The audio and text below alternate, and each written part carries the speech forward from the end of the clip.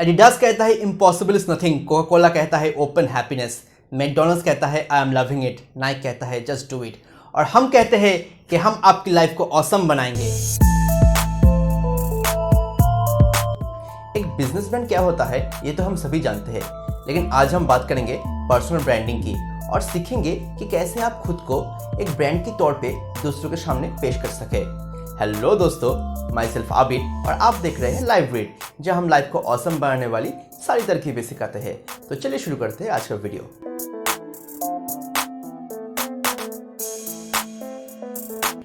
इस logarithmic culture और competitive market पे अगर आपको खुद का जगह बनाना है तो पर्सनल ब्रांडिंग ही एकमात्र उपाय है। हम 21वीं सेंचुरी में जी रहे हैं तो जाहिर सी बात है कि इसमें डिजिटल इन्फ्लुएंस ही ज़्यादा रहेगा, पर सब कुछ ऑनलाइन नहीं होगा। इस वीडियो में मैं आपको वर्चुअल और रियल वर्ल्ड दोनों तरीके के ही स्किल्स के बारे में बात करूंगा और आपको सिखाऊंगा कुछ ऐसी टिप्स जिन्हें फॉलो करके आप खुद एक पर्सनल ब्रांड के तौर पे उभर के सामने आ सके। पर वीडियो शुरू करेंगे पर्सनल ब्रांड की डेफिनेशन से। आपकी पर्सनल ब्रांड आपकी स्किल्स, पैशन, विजन, एक्सपीरियंस और पर्सनैलिटी का एक मिक्सचर है जिन्हें आप दूसरों के सामने पेश करते हैं। ये बिन कहे ही आपकी बैकग्राउंड स्टोरी, वैल्यूज और बिहेवियर को रिफ्लेक्ट करता है और इसी के चलते आप दूसरों से अच्छे से कम्युनिकेट कर पाते हैं और उनको जल्दी इन्फ्लुएंस कर पाते हैं। और इस वीडियो में मैं आपको बताऊंगा कि आप ये सब कुछ कैसे कर पाएंगे। पहले आप इस बात को समझिए कि एक ब्रांड इमेज बनाने में और फेमस बनने में थोड़ा सा अंतर है। आप सोशल मीडिया में किसी का भी मजाक बनाकर, कुछ भी अनाप शनाप डालकर अपने पोस्ट को रातों रात वायरल कर सकते हैं, पर क्या इससे आपका इन्फ्लुएंस बढ़ेगा? कहीं ऐसा तो नहीं कि आपके इस एटीट्यूड की वजह से ही बाद में आपको पछताना पड़े? दोस्तों, पर्सनल ब्रांडिंग का मतलब फेमस होना नहीं है। इसका मतलब है आपके नाम का, आपकी प्रेजेंस का एक आइकॉनिक इमेज बनाने का, जिसके चलते लोग आपसे इंस्पायर्ड होंगे, आपसे इन्फ्लुएंस्ड होंगे और बाद में आपका प्रोडक्ट खरीदेंगे या फिर आपसे सर्विस लेंगे। अगर आप इस उम्मीद पे है कि मैं आपको फेमस बनना सिखाऊंगा तो ये वीडियो आपके लिए नहीं है। अगर आप ये समझ रहे हैं कि इस वीडियो में मैं आपसे कुछ सीक्रेट्स शेयर करूंगा, मैं आपको कुछ ट्रिक्स बताऊंगा, फिर भी आप निराश ही होंगे, बेहतर इसी में है कि वीडियो को यही बंद कर दीजिए और अपना कीमती वक्त बचा लीजिए। मैं उनमें से नहीं हूं जो अपना वॉच टाइम बढ़ाने के लिए आपको पूरा वीडियो देखने के लिए रिक्वेस्ट करूंगा। पर हाँ, अगर आप एक आइकॉनिक इमेज बनाना चाहते हैं, अगर आप में पेशेंस और टॉलरेंस दोनों ही हैं और सबसे बड़ी बात, अगर आप में कुछ कर गुजरने का जज्बा है, तो वीडियो को अंत तक जरूर देखिएगा। जिस सफर पे मैं खुद निकला हूँ उन्हीं रास्ते पे कैसे चलना है दोस्तों, मैं आज आपको वो सिखाऊंगा। तो चलिए शुरू करते हैं हमारी आज की वीडियो और जानते हैं उन 10 चीज़ों के बारे में जो आपको मदद करेगा पर्सनल ब्रांड बनाने में। ब्रांड चाहे आपकी बिजनेस की हो या फिर आपकी खुद की, नाम सही होना चाहिए। आप अपना बिजनेस नाम तो चुन सकते हैं, मगर आपके खुद का नाम कैसे चुनेंगे? पर ये पूरा सच नहीं है दोस्तों। बहुत सारे एंटरप्रेन्योर्स बिजनेस के लिए बंसल या फिर अग्रवाल जैसे सरनेम को यूज करते हैं और बॉलीवुड में तो कुमार सरनेम बहुत ही पॉपुलर है। जैसे राजीव हरिओम भाटिया को हम अक्षय कुमार के नाम से जानते हैं और हरी भाई जरीवाला को हम संजीव कुमार के नाम से पहचानते हैं। और आभास गांगुली को कौन नहीं जानता है, हमारा सबका चाहिदा किशोर कुमार जी। 3 बार नेशनल अवार्ड जीत चुकी गौरांग चक्रवर्ती को हम मिठुन चक्रवर्ती के नाम से जानते हैं और उमराव जान के लिए नेशनल अवार्ड जीत चुकी भानुरेखा गणेशान को हम रेखा के नाम से जानते हैं। तो देखा आपने, बहुत सारे सक्सेसफुल लोग पहले भी एक अलग स्क्रीन नेम यूज करके पब्लिक के सामने आए हैं। पर्सनल ब्रांडिंग के लिए आपका नेम सही होना बहुत ही जरूरी है। नाम कुछ ऐसा चुनिए जो कि इजी टू रिमेंबर हो, जिसका प्रोनाउंसिएशन और स्पेलिंग इजी हो, और सबसे बड़ी बात, आपकी इमेज से आपका ब्रांड नेम मैच हो। आप अपने पब्लिक नेम को सोशल मीडिया के जरिए इंट्रोड्यूस कर सकते हैं। स्टोरी एक सबसे अच्छा चीज़ है दूसरों के साथ कम्युनिकेट करने का, क्योंकि ज़्यादातर लोग फैक्ट्स या फिर स्टैटिस्टिक्स सुनना पसंद नहीं करते हैं, बल्कि स्टोरी उनके दिमाग में एक गहरा असर छोड़ता है। Naik, Apple, Disney, Coca Cola जैसे ब्रांड अपने स्टोरी टेलिंग की वजह से ही तो आज इतना फेमस हुआ है। जब हम नाइक का कोई भी जूता पहनते हैं तो हमारे अंदर का एथलीट वाला फीलिंग जाग उठता है। जब हम डिज्नी का कोई भी मूवी देखते हैं तो हमारा बचपन फिर से जाग उठता है। और जब हम एप्पल का कोई भी डिवाइस खरीदते हैं तो हम बस उसके फीचर्स के लिए पैसे नहीं पे करते हैं, बल्कि उन एरिस्टोक्रेसी फीलिंग्स के लिए भी पे करते हैं जो एप्पल के डिवाइस यूज़ करके हमें महसूस होता है। अब के स्टोरी का दो पहलू है। सबसे पहले आता है कोड, जिसमें आपका पैशन, विजन, पर्पस और वैल्यूज होता है। और फिर आता है डेकोरेटिव पार्ट्स, जिसमें आपका makeup, hair style, dressing, attitude, ये सब आता है। बात को कुछ इस तरह से समझिए कि आपका कोड आपकी ब्रांड का एक स्केलेटन है और डेकोरेटिव पार्ट्स इसको शेप करता है। आपकी कोड और आपके डेकोरेटिव पार्ट्स में एक समानता होना ज़रूरी है।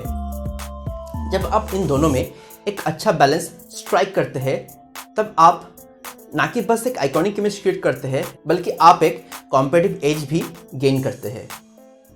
Number 3, choose a platform. जैसे हर एक कंपनी का एक हेडक्वार्टर होता है, वैसे ही आपकी ब्रांड के भी एक हेडक्वार्टर होना ज़रूरी है, जैसे कि आपकी वेबसाइट। आप अपने हिसाब से कोई भी सोशल मीडिया प्लेटफॉर्म्स भी चुन सकते हैं, जिसके ज़रिए आप अपना प्राइमरी ऑडियंस बिल्ड करेंगे। आपको अपना सोशल मीडिया प्लेटफॉर्म केयरफुली चुनना चाहिए। अगर वीडियो आपका स्ट्रेंथ है तो आपको यूट्यूब में जाना चाहिए। अगर फोटोज़ आपकी स्ट्रेंथ है तो इंस्टाग्राम या फिर पिंटरेस्ट आपके लिए सही रहेगा। अगर आप लिखना पसंद करते हैं तो आप मीडियन या फिर टम्बलर जैसे साइट्स को चुन सकते हैं। अगर आपकी स्ट्रेंथ शॉर्ट वीडियोस है तो फिर आप IGTV या फिर स्नैपचैट पर चले जाइए। अगर आप पॉडकास्ट बनाना चाहते हैं तो विक्स या फिर पॉडकास्ट प्लेयर आपके लिए सही रहेगा। आपके स्ट्रेंथ के अकॉर्डिंग आप कोई भी प्लेटफॉर्म चुन सकते हैं। बस ये ध्यान रखिए कि आप एक साथ हर एक प्लेटफॉर्म पे मत घुस जाइए। सबसे पहले आप एक प्लेटफॉर्म को चुनिए, फिर उसके ऊपर अपना प्राइमरी ऑडियंस बिल्ड करिए और फिर दूसरे प्लेटफॉर्म पे शिफ्ट होइए। आप अपने अकॉर्डिंग कोई भी प्लेटफॉर्म चुन सकते हैं, बस उसके साथ फेसबुक और ट्विटर को ज़रूर ऐड कर लीजिए, क्योंकि इन दो साइट आपके रीच को मैक्सिमाइज करने में मदद करेगा। आपने एक अच्छा नाम सेलेक्ट कर लिया, आपका स्टोरी भी रेडी है और आपने एक प्लेटफॉर्म भी चूज़ कर लिया। अब बारी आती है आपकी इमेज बनाने की, जो कि अपने आप नहीं होगा, एक दिन में नहीं होगा और एक साथ भी नहीं होगा। इसमें वक्त लगेगा, आपका पेशेंस लगेगा और सबसे बड़ी बात, इसमें आपका एफर्ट लगेगा। सेल्फ इमेज कैसे बनाना है, ये पूरा ही एक सेपरेट लेक्चर है और जिसके ऊपर मैंने ऑलरेडी एक वीडियो बना दिया है।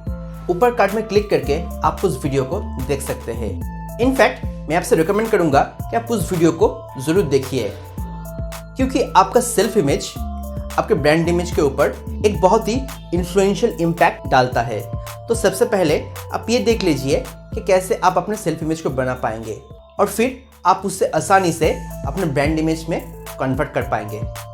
आपके ब्रांड का सबसे इम्पॉर्टेंट पिलर है आपका कंटेंट, और ये आपकी इंटेलेक्चुअल एसेट्स भी है।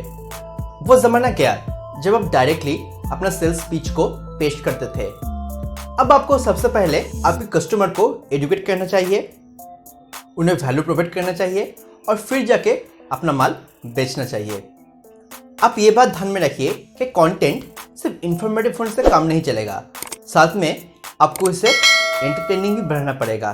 कि कोई भी इंसान एक बोरिंग कंटेंट को देखना, सुनना या फिर पढ़ना पसंद नहीं करेंगे। इसीलिए आप कोशिश करें कि आपकी कंटेंट एंटरटेनिंग हो। साथ में आप ये भी ध्यान रखिए कि कोई भी बंदा बस आपको देखने के लिए आपका कंटेंट नहीं चेक करेगा। तो इसीलिए कंटेंट बनाते वक्त आप प्रॉब्लम सॉल्विंग के ऊपर ध्यान दीजिए। जब आप अपने कंटेंट के थ्रू किसी का भी प्रॉब्लम सॉल्व करेंगे तो जाहिर सी बात है कि वो बंदा आपको पसंद करना शुरू कर देगा। नंबर 6, बी ए प्रोएक्टिव। कोई भी इंसान कैसे रिएक्ट करता है, इस बेसिस पे हम इंसानों को दो हिस्सों में बांट सकते हैं। पहला होता है रिएक्टिव, दूसरा होता है प्रोएक्टिव। रिएक्टिव वो लोग होते हैं जो लोग कुछ होने के बाद फिर रिएक्ट करता है, और प्रोएक्टिव वो लोग होते हैं जो कुछ होने के पहले ही उसके अकॉर्डिंग रिएक्ट करता है। तो आपको एक प्रोएक्टिव बनना है। इसके लिए आप सबसे पहले एक सेंस डेवलप करिए, जिसके चलते आप होने वाली कोई भी चीज़ों को पहले ही स्पॉट कर लेंगे। और फिर उसके चलते आप अपना कंटेंट, सर्विस या फिर प्रोडक्ट लाइन को डिज़ाइन करिए। Number 7, know your audience.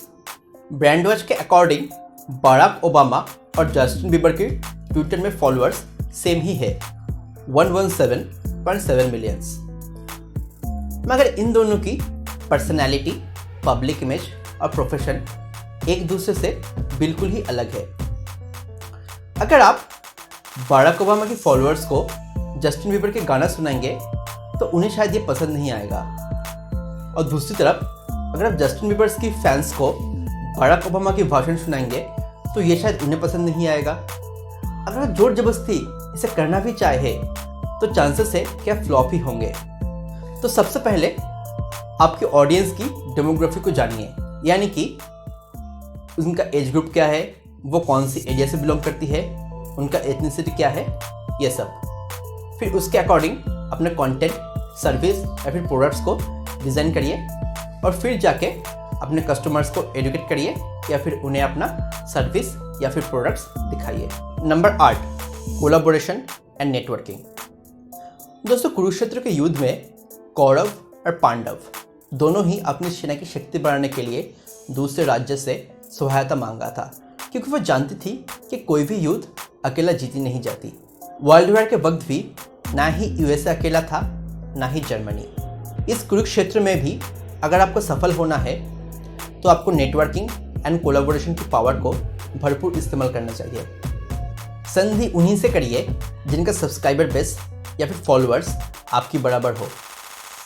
अगर आप बिजनेस में हैं तो आप कोलैबोरेशन उनसे बनाइए जिससे आपकी या फिर उनकी डायरेक्ट फ़ायदा हो। मान लीजिए कि आप एक इंटीरियर डिज़ाइनर है, तो आप एक होम डेकोरेटिव प्रोडक्ट्स या फिर आर्ट सप्लायर से कोलैबोरेशन कर सकते हैं। इससे आप एक दूसरे का नेटवर्क यूज़ कर पाएंगे, अपना पहचान बढ़ा पाएंगे, क्लाइंट्स एक्सचेंज कर पाएंगे और सबसे बड़ी बात, अपने बिजनेस को ग्रो कर पाएंगे एक दूसरे की मदद से। Number 9, consistency. दोस्तों, हर हाल पे, हर वक्त पे, हर प्लेटफॉर्म पे आपको कंसिस्टेंट रहना ज़रूरी है।